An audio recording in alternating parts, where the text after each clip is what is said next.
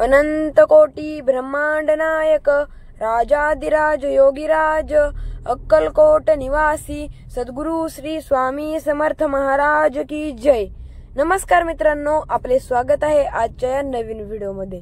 मित्रांनो, आजच्या या व्हिडिओमध्ये आपण सासवड भुलेश्वर हा जो मार्ग आहे, म्हणजे सासवड वरून भुलेश्वरला जाताना जो मार्ग आपल्याला पाहण्यास मिळतो, या मार्गाच्या डाव्या बाजूला आपल्याला एक कमान पाहण्यास मिळते। छत्रपती संभाजी महाराज उदाची वाडी हे आपल्याला या ठिकाणची कमान पाहण्यास मिळते। तर मित्रांनो, आजच्या व्हिडिओमध्ये आपण या ठिकाणी असणारे एका श्री स्वामी समर्थांच्या अतिशय सुंदर अशा मठामध्ये जाऊन त्या मठाला भेट देणार आहे। त्याबरोबरच मित्रांनो, या मठाचे वैशिष्ट्य म्हणजे या मठामध्ये आपल्याला श्री स्वामी समर्थांची अतिशय सुंदर आणि सुबक अशी एक अखंड पाषाणात बनवली गेलेली मूर्ती पाहावयास मिळते। मित्रांनो, आजच्या व्हिडिओमध्ये आपण या मंदिराला भेट देणार आहोत आणि या ठिकाणी जे मंदिराचे संस्थापक आहेत यांची मुलाखत घेऊन या मंदिराविषयी थोडीशी माहिती जाणून घेणार आहे। तर चला तर मग मित्रांनो, आता आपण या मंदिरात जाऊयात आणि त्या ठिकाणी असणाऱ्या श्री स्वामी समर्थांचे दर्शन घेऊयात। त्याबरोबरच मित्रांनो, आपण या मंदिराचे जे जुन्या मंदिर स्थापन व्हायच्या आधीचे दृश्य होते ते देखील पाहणार आहे। मित्रांनो, या ठिकाणी जी मठामध्ये मूर्ती आहे, ही मूर्ती इतकी भव्य आहे की या मूर्तीचे वजन साधारणतः 1700 किलो आहे, म्हणजेच 1700 किलो। मित्रांनो, ही मूर्ती अखंड पाषाणात असल्यामुळे याचे वजन जास्त आहे। त्याबरोबरच मित्रांनो, हा जो मठ आहे, हा मठ दादा कुंभारकर आणि संजय कुंभारकर या दोन भावंडांनी मिळून या ठिकाणी स्थापन केला आहे। मित्रांनो, आपण आजच्या व्हिडिओमध्ये संजय कुंभारकर यांची मुलाखत घेणार आहे आणि त्यांना विचारणार आहे की या ठिकाणी जो त्यांनी मठ स्थापन केला आहे, या ठिकाणी त्यांना मठ स्थापन करण्यासाठी स्वामींनी कोणती प्रचिती दिली होती किंवा त्यांना काय अनुभव आले होते। त्याबरोबरच आपण या ठिकाणी जे पूर्वीचे दृश्य होते मठ स्थापन होण्याच्या पूर्वी, ते देखील या व्हिडिओमध्ये पाहणार आहे। मित्रांनो, आपण या मठाचे दृश्य पाहण्यापूर्वी हा मठ निर्माण होण्याचे दृश्य पाहूयात। मित्रांनो, आपण माझ्या व्हिडिओमध्ये पाहू शकता की हा मठ निर्माण होण्यापूर्वी या ठिकाणी अतिशय ओसाड माळरान आहे।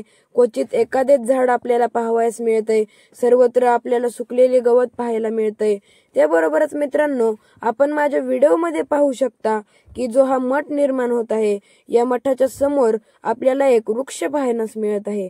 मित्रांनो, हा जो वृक्ष आहे हा औदुंबर वृक्ष आहे। मित्रांनो, मला तर असं वाटत आहे की हा औदुंबर वृक्ष म्हणजे साक्षात दत्त महाराज या ठिकाणी कुंभारकर बंधूंनी मठ बांधावा याची वाट पाहत आहेत। मित्रांनो, आता आपण माझ्या व्हिडिओच्या माध्यमातून जी दृश्य पाहिली मठाची, ही मठ निर्माण होण्यापूर्वीची दृश्य होती। आपण ही माझ्या व्हिडिओमध्ये पाहिली असतील। आता आपण मठाच्या सध्याच्या स्थितीत पाहू शकता हा मठ किती सुंदर आहे। मठाचा आजूबाजूचा परिसर देखील मी तुम्हाला व्हिडिओमध्ये दाखवणार आहे। मित्रांनो, मठापाशी पोहोचल्यानंतर आपल्याला या ठिकाणी इच्छापूर्ती अक्कलकोट श्री स्वामी समर्थ मठ स्वामीनगर उदाचीवाडी पुरंदर कुंभारकर बंधू परिवार हा बोर्ड पाहण्यास मिळत आहे।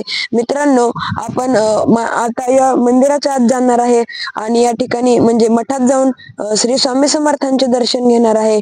त्याबरोबरच मित्रांनो, आपण व्हिडिओ स्किप करू नका, कारण आता आपण संजय कुंभारकर यांची मुलाखत घेणार आहे आणि आपल्याला या मंदिराची माहिती सांगणार आहे।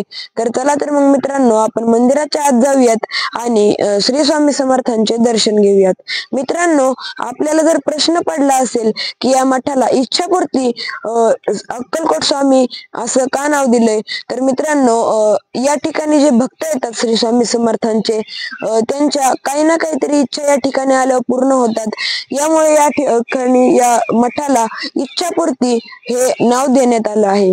तर चला तर मग मित्रांनो, आपण मंदिरात जाऊन दर्शन घेऊयात। आपण मठाच्या आत जाण्यापूर्वी मठाच्या बाहेर जे दृश्य आहे, मी तुम्हाला म्हणलेलं तुम्हाला सध्याचे दृश्य दाखवतो। तर आपण पाहू शकता मंदिर परिसरातले दृश्य आहे। आपण या ठिकाणी मी तुम्हाला म्हणल्याप्रमाणे मगाशी सांगितलं होतं की हे एक औदुंबराचं वृक्ष आहे। आपण मगाशी व्हिडिओ मध्ये पाहिलं होतं तेव्हा हे वृक्ष आपण पाहिलं असेल। त्यापेक्षा हे वृक्ष अतिशय भव्य आणि मोठं झालंय, आपण पाहू शकता। त्याबरोबरच मित्रांनो, मंदिराच्या अगदी समोरच आपल्याला एक पिंपळाचे वृक्ष पाहण्यास मिळते। त्याबरोबरच मित्रांनो, त्या ठिकाणी आपल्याला वटवृक्ष देखील पाहण्यास मिळत आहे। त्याबरोबरच मित्रांनो, आपण जर मंदिराचा परिसर पाहिला तर आपल्याला अतिशय हिरवळ आणि थंडावा या ठिकाणी जाणवत आहे। त्याबरोबरच मित्रांनो, या ठिकाणी आल्यावर आपले मन खूप प्रसन्न होते। तर या ठिकाणी आता आपण आतमध्ये जाऊन स्वामी समर्थांचे दर्शन घेणार आहे। प्रथमतः औदुंबर वृक्षाचे दर्शन घेतल्यानंतर मी थेट श्री स्वामी समर्थांच्या मठामध्ये प्रवेश केला। मित्रांनो, मठामध्ये प्रवेश करताच मी प्रथमतः श्री स्वामी समर्थ महाराजांना मुजरा केला, त्याबरोबरच त्यांच्या चरणी नतमस्तक झालो। मित्रांनो, आपण जर कधी या मंदिरामध्ये आला तर या मूर्तीचे तेज किंवा सौंदर्य पाहून आपण आपल्या मनामधील सर्व दुःख विसरून जाताल। मित्रांनो, आपण माझ्या व्हिडिओच्या माध्यमातून श्री स्वामी समर्थ महाराजांचे दर्शन घेऊ शकता। मित्रांनो, आपण या ठिकाणी जर स्वामींच्या मठामध्ये आला तर आपल्याला या ठिकाणी मठामध्ये एक आजोबा पाहण्यास मिळतात। हे दिवस रात्र या ठिकाणी मठामध्ये स्वामींची सेवा करत असतात। त्याबरोबरच त्यांच्याकडे तबला आणि ढोलकी आहे, ते त्यांच्या साह्याने या ठिकाणी मंदिरात भजन करत असतात। मित्रांनो, खरं तर कुंभारकर बंधूंनी या ठिकाणी या आजोबांच्या म्हणण्यावरूनच मंदिर बांधलं होतं। तर आपण यांच्यासोबत थोडं भजन करूयात।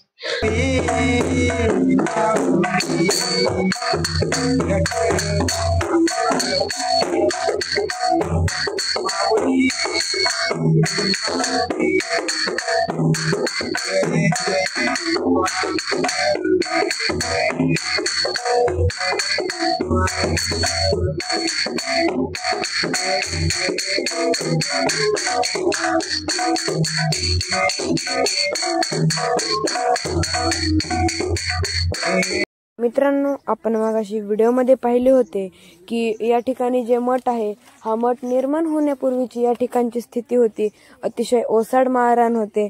परंतु मित्रांनो, सध्या या ठिकाणी कुंभारकर बंधूंनी अतिशय सुंदरपणे या ठिकाणी नंदनवन बनवलेले आहे।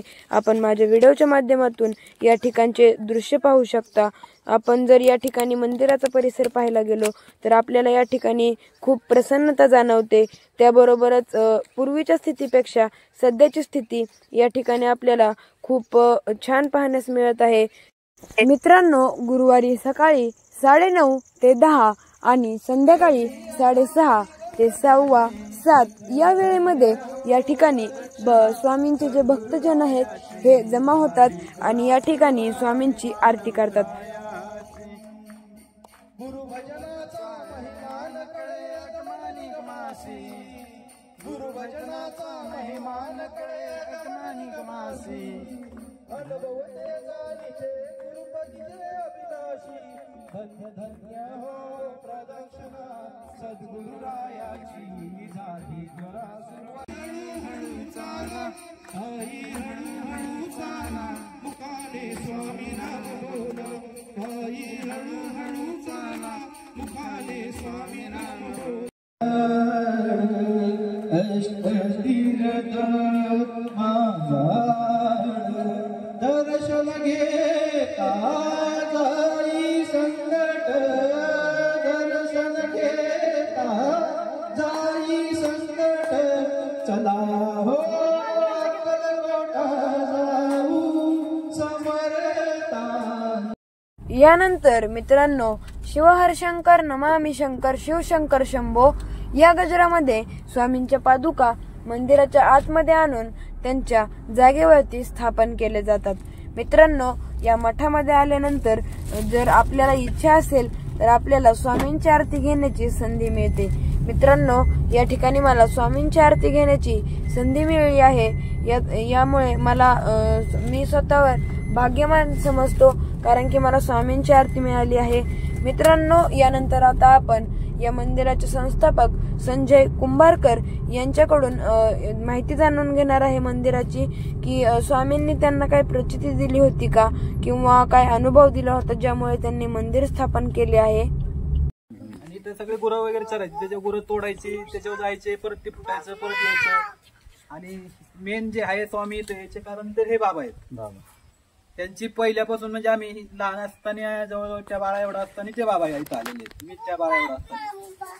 तर मग त्यांची एक आम्ही जसं जसं वाढत गेलो त्यांची इच्छा मला त्या माळ्याला मंदिर बांधायचं. म्हणजे ते हे आहेत म्हणजे त्यांनी लग्न केलं त्या दिवशी त्यांची मिसेस त्याच्यानंतर ते ब्रह्मचारी ते राहिलेले आहेत आजपर्यंत. म्हणजे त्यांचं लग्न नाही किंवा काही नाही. त्यांचं पहिल्यापासून म्हणजे मामाच्या गावचे असल्यामुळे ते पंढरपूरला जायचं आणि तिकडून यायचं. म्हणजे आळंदी पंढरपूर हाच त्यांचं हे होतं. मग ते आमचे वाटप झाल्याच्या नंतर आईच्या गाव माहेरचं असल्यामुळं तिकडून त्यांनी पाठवलं. म्हणजे मावशी आमची तिथं होती. म्हणजे आईला लोड होतो कामाचा म्हणून तिच्याकडे होती ते गिरण चालवायची पिठाची. मग त्यांनी इथं पाठवलं त्या जेवढं असताना. तेव्हापासून ते आज सगळ्यात इथंच म्हणजे आमच्या घराचंच मेंबर. म्हणजे रेशन कार्डला पण त्यांचं नाव होतं. म्हणजे ते आता त्यांना ते निराधार असल्यामुळे ते रेशन कार्ड त्यांचं वेगळं केलंय. पण ते घरातलंच मेंबर आहेत आजपर्यंत. ते शेती करताना आम्हाला जसं वाढवत असताना ते फक्त म्हणायचे मला तिथे एक मंदिर बांधून पाहिजे, आपल्याला तिकडे मंदिर बांधायचं, तिकडे मंदिर बांधायचं, एवढंच त्यांचं होतं. आणि त्याच्या ह्याने ते अवदुंबर लागलं गेलं. मग त्यांची पुण्यही असेल किंवा त्यांना मी एक माणूस बाबा कॅपेबल वाटला असेल की बाबा की ह्याच्या थ्रू आपण इथं येऊ. ह्याच्यातून मला काही स्वामी माहित नव्हतं किंवा स्वामी काय असतं हा विषय माझ्या जवळजवळ 2001-2 पर्यंत मला स्वामी विषयच माहित नव्हता. त्यावेळेस माझं वय आता 23-24 वर्षापासूनच.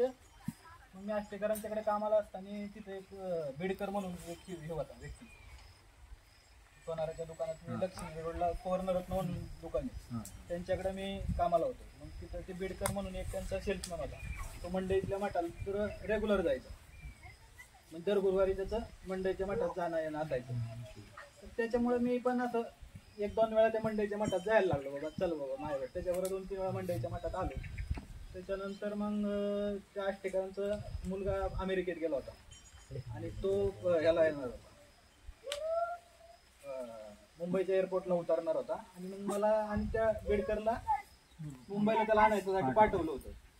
पहिला अनुभव म्हणजे त्या अनुभवाच्या असा आला की त्या दिवशी आम्हाला गुरुवार आम्हाला मंडईत मठात जाता आलं नाही. मग आज तो मुंबईला निघालो जसं पुन्हा सोडलं तसं तो म्हणायचा आज आपलं स्वामींचं दर्शन चुकलं, स्वामींचं दर्शन राहिलं. मग असं करता करता मग सरकत त्यांनी 4 वेळा लोणावळ्यात म्हणला, तू एक जण म्हणलं की लोणावळ्यात मोठे, पण आम्ही वर चढलो त्या ब्रिजवर चढलो की लोणावळ्यात उतरता आलं नाही. अरे म्हणलं लोणावळ्यातला प्रश्न गेला, मग आता काय करायचं. मग वाशीच्या ते पहिलं सिंगल, वाशीला ब्रिज नव्हता सिंगल होता मोठा. तिथे एक पोलीस आला ड्रेसवर, त्याने हात केला की म्हणला मला इथे सायन्सला चेंबूरला सोडा. तर पोलिसाला कोण अडवणार म्हणून त्याने गाडीत बसवलं आणि चल म्हणलं. मग आता आम्हाला सायनवरून वळायचं होतं एअरपोर्टला. मग सायनवरून एअरपोर्टला वळायच्या ऐवजी तो चेंबूर आलं. त्याला म्हणलं चेंबूर गेलं ना, नाही चला पुढे, मला पुढे जायचं. आता सायनवरून वळायचं तरी तो म्हणायचं नाही नाही मला पुढे जायचे दादरला. म्हणलं मला दादरला सोडा. मग तुम्ही म्हणलं आम्हाला इकडे जायचे तुम्हाला, नाही नाही मला सोडा पहिला. आणि मग पुढे गेलं की त्याने दादर मठाच्या बाहेर गाडी उभी केली त्या पोलिसांनी. म्हणला चला, अख्खी लाईन लागलेली होती अशी मंदिराची मूर्तीपर्यंत, अशी सगळी ती मोठी सगळी सर्कल होतं. त्यांनी त्या युनिफॉर्मवर डायरेक्ट आम्हाला मूर्तीपाशी नेलं बेडकरला. तो अजूनही बेडकर आहे. म्हणजे त्याची त्यांनी मी सगळं फेसबुकवर वगैरे लिहिलं होतं, त्याच्यावर त्यांनी कमेंट पण केली. ते आहे तुम्हाला सगळं, ते आहे माझ्याकडे सगळं रेकॉर्ड. पण त्या हे झाल्याच्या नंतर काय ते मठापाशी गेलं की दर्शन घेतलं. म्हणलं तुम्हाला दर्शन वगैरे घ्यायचं होतं ना महाराजांचं, जावा आता दर्शन घेतलंय, मला इथंच जायचंय. ते तिथं गायब झालं. आणि म्हणलं जावा तुम्ही वेळेत पोहोचणार आहे एअरपोर्टला. आणि आम्ही गेलो 5 मिनिटांनी तो बाहेर. या त्यावेळेचा पहिला अनुभव आहे. त्याच्यानंतर मला 4 अनुभव अजून आलेले. की मूर्ती कशी आली, काय आली, ह्याचं खूप अनुभव आहेत. पण ते मी नेक्स्ट सांगेल करत.